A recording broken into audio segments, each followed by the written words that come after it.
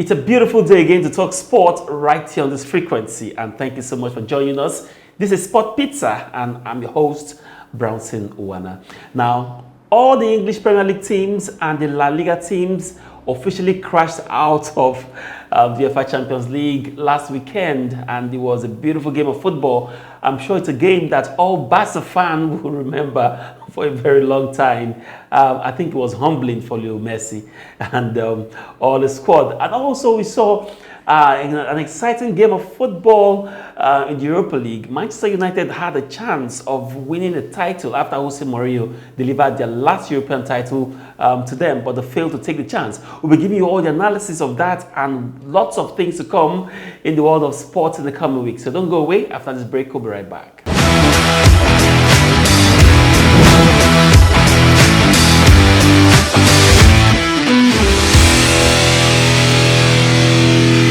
Welcome back. Kunle Philip joins me this time, and together we'll be taking you around the world of sports. Kunle, good to have you on the show. Yeah, it's great to be here once again, Brownson.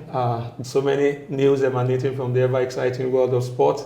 I'm sure so many Manchester United fans will be disappointed with the display the team put up, and by virtue of that, they crashed out of the Europa League. Such a very disappointing one. And let's also don't forget the game you spoke about earlier, the Barcelona game against Bayern Munich. A lot of people expected it to be a keenly contested encounter, but it was a total disgrace.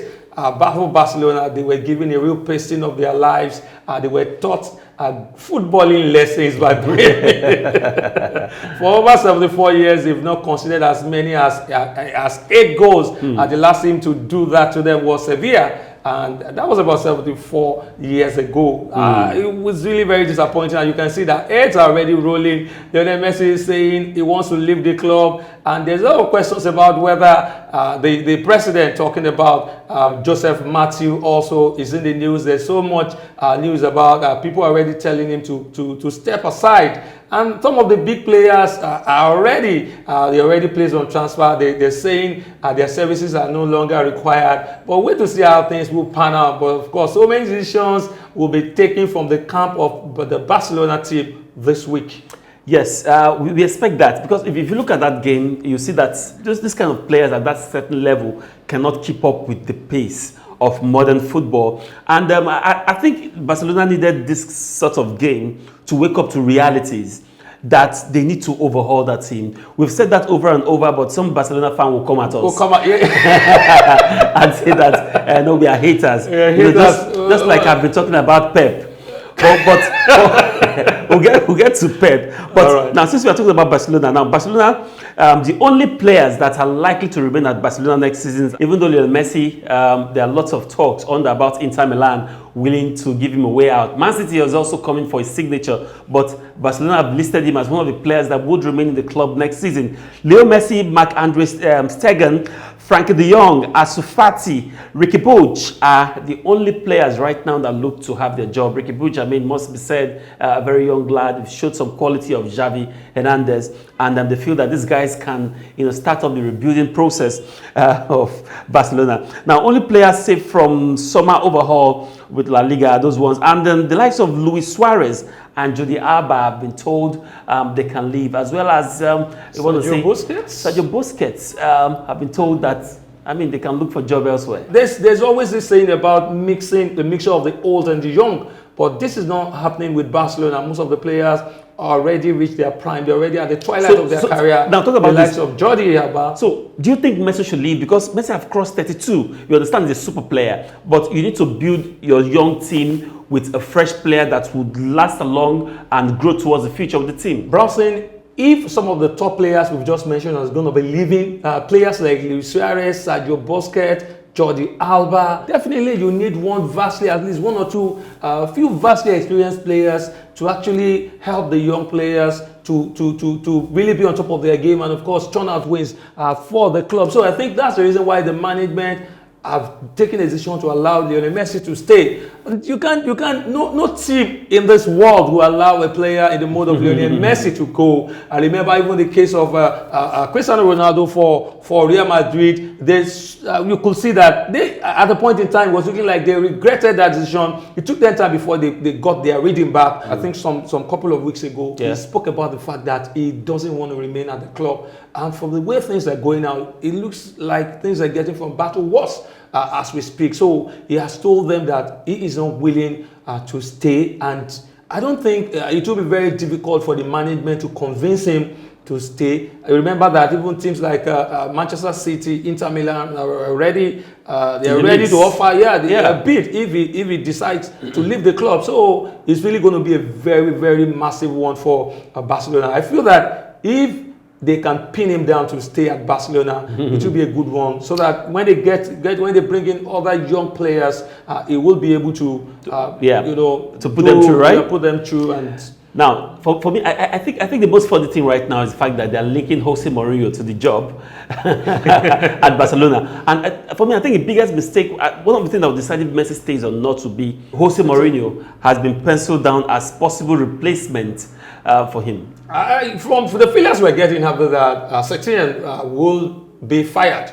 It's almost a done deal. I think as at yesterday or thereabout, it was said that Setien has been sacked, but they're going to make the official pronouncement in the course of the week. Now, who will succeed him? I think, yes, you can always link a coach like Jose Mourinho to the job. Ronald Koeman is most likely to take up the job. But in the case of Mauricio Pochettino, yes, he hasn't really won anything as a coach. And one thing that will also be working against him is the fact that he was a former player of the arrival, talking about Espanyol as a player and as a coach. So this might likely limit it against his chances of becoming the Barcelona coach. But I think Jose Mourinho wouldn't get the job. Okay. But that's because he's a coach of Tottenham Hotspur. Not that he's not worthy of the job. No, he's worthy of, absolutely. Oh, all right. So I think we're on the same page on that. All right. Now, still on the weekend or over the weekend, we saw a coach who is being tagged as the king of tiki-taka.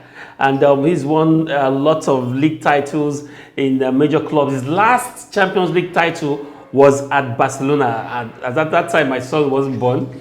Until now, he's still struggling to win the next. Now, with a team like Man City, who has everything, he has spent billions of dollars in that team. And, I mean, as at this time, he's still struggling to get to the semi-finals of the UEFA Champions League. It's a very disappointing, very, very disappointing result. So I think that this is one of the lowest point of his career because I am of the opinion that he stood a very good chance of winning the UEFA Champions League this time around, looking at the fact that teams like Barcelona are already out and probably will be able to jostle and give teams like Bayern Munich a good run for their money. But it was a very disappointing result for them. I didn't see it coming at all. As a matter of fact, if you bring like 3 midfielders in that Tottenham team, he will buy the whole team. The whole team. I don't know how they got to this level at this point in time. It's so disappointing. Even in the league, they couldn't win the EPL title. Liverpool won it.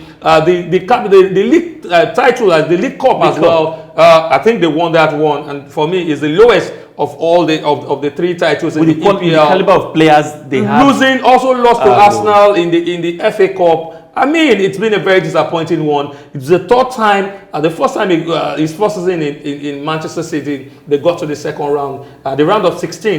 In the second season, and up till now, they've not been able to go beyond the quarterfinal. I feel that this was the best chance they had, and they just allowed it to slip. As a matter of fact, prior to that game, the odds for Man City to win was 1.23. I don't know about those odds.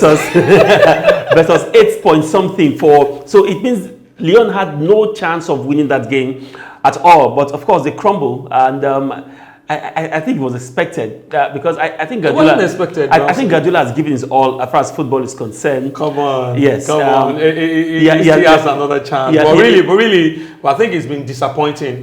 Yes, he had his best season at Barcelona, where he won the Champions League between the 2010-2011 season, and up till now he has been struggling. Even when he was at Bayern Munich, I think there was a time, I'm really sorry, because I remember it was the time I was arguing with you over who is the best coach between himself and Jose Mourinho. From what we've seen so far, I think Jose has it better than he does. All right. Okay, that's good. That's good.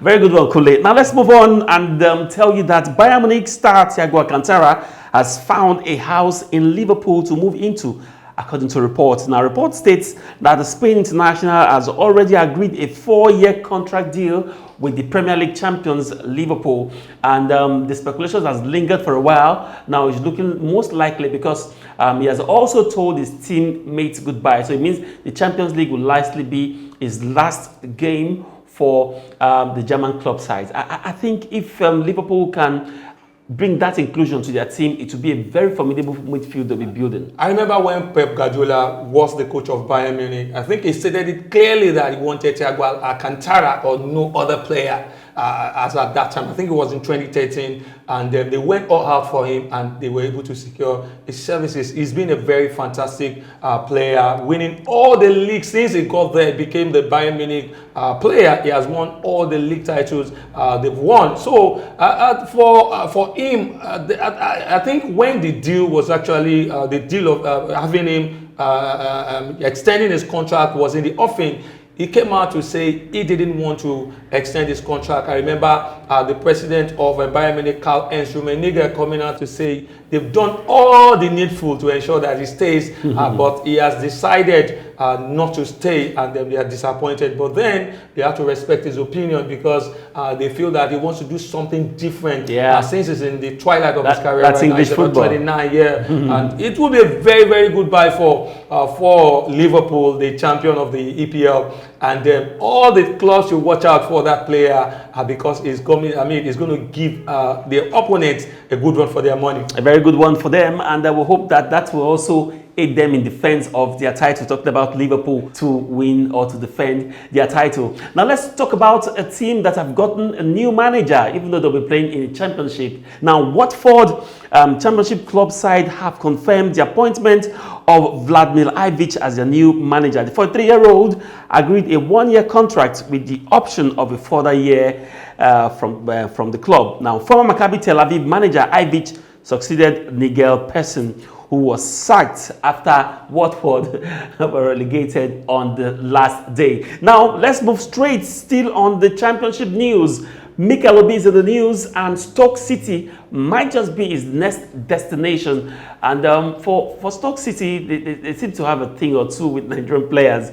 Don't forget that last season they had Ogenekare in the team, and Mikel Obi, if that deal pulls through, I think it would be a very good one for him. It will be a very good one if the deal sees the light of the day. You can see what happened with him when he was in with the Turkish club, and how the whole event unfolded due to the coronavirus outbreak and the outburst by John Mikel Obi. I'll be very happy because he will be back on his feet and he will be able to play.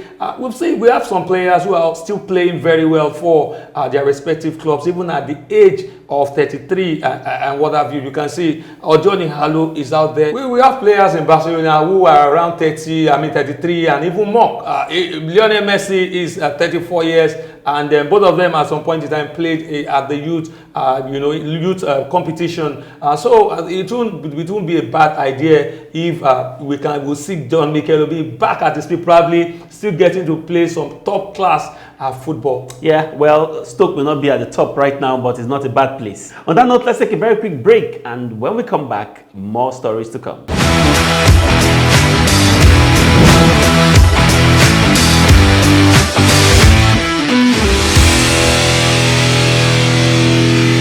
Welcome back. Now let's take it to the speed for all the fans of for guys that like racing. Let's talk about Formula One. History is almost in the beckon for Lewis Hamilton. Now, Lewis Hamilton dominated the Spanish Grand Prix to take his 4th victory in 6 races so far this year. That is remarkable. Now, the Mercedes driver led every lap from pole position and was simply too fast for Red Bull's Max Verstappen. I tell you, this guy, nothing can stop him when he's at it. I'm so surprised because it was a great performance for Lewis Hamilton. He dominated from beginning to the end. And before the race, one was actually expecting Verstappen to actually give him a good run for his money. But he didn't come close at all because Lewis Hamilton dominated, making it his 88th victory. Because I think it was Michael Schumacher who also has that record of 137. And he has been able to equal that record. He has even surpassed the record as we speak right now, and it's just about 3 victories away from equaling Michael Schumacher's record. Absolutely fantastic. Like you said, he has won 4 of the 6 races that has taken place this year alone. So by next year, I think we will have an opportunity. Who says he can't do it this season? There are still some races to go. So yeah, but he might not be able to. I think do we have as much as 3 more races to go this season? Well, I need to look at the calendar again. But I mean, I think Hamilton is as good as it's been talked about. I think he can make that mark. That's if we have some more races this year. Now let's switch gears to tennis, where Serena Williams lost in the top seed Open quarterfinal after fellow American Shelby Rogers came from a set down to beat her 1-6, 6-4, 7-6 in Lexington. Now, I feel for her because it's a build-up tournament. She said she wants to play in the US Open, but she needs to start winning some of these tournaments to, so she can get that momentum going to the US Open. I think Serena Williams wants to set that new record. I want her to eclipse that Margaret Court record, and I really hope she does it in the French Open that's still around the corner, and the US Open. Yeah, it's a big disappointment for her, but then it's not a major tournament. The last time she lost to a player out of the 100, top 100 ranking dates back to 2012 when she lost in the French Open to Razzano, and that was a very big disappointment for her. So I think it's just a preparatory game for her, and just like you said, she's hoping to eclipse the record of Court, who has more Grand Slam titles. She has 23, and she's just hoping that, she's just about 3. Two more. No, if she has one more and equal, and then one more to set new. Yeah, so she still got a lot of her sleeves. But then I feel that last season, Brownson, last year precisely, she lost so many games, particularly about 2-3 finals, which for me was very disappointing. We hope that when the Grand Slams resume, probably there's still news, there's still speculation about whether the US Open will see the light of the day. We hope that she will be able to equal and eclipse the record if the Grand Slams eventually sees the light of the day, talking about the US Open and the Roland Garros. All right, let's hope so too. Now let's switch gears to the board game, talking about snooker. It was a very fantastic night for O'Sullivan as he wins his 6th World Championship title at the record 37th ranking event with a dominant 18-8 victory over Kieran Wilson in Sheffield. O'Sullivan drew level with boyhood hero Steve Davis on a crucial game which of course was played behind closed doors, how sports is being played right now. Although Wilson battled back to 10-7, O'Sullivan wrested total control with a run of 8 frames to win the title. O'Sullivan, 44, is the oldest champion since Ray Retson, who won at the age of 45 in 1978.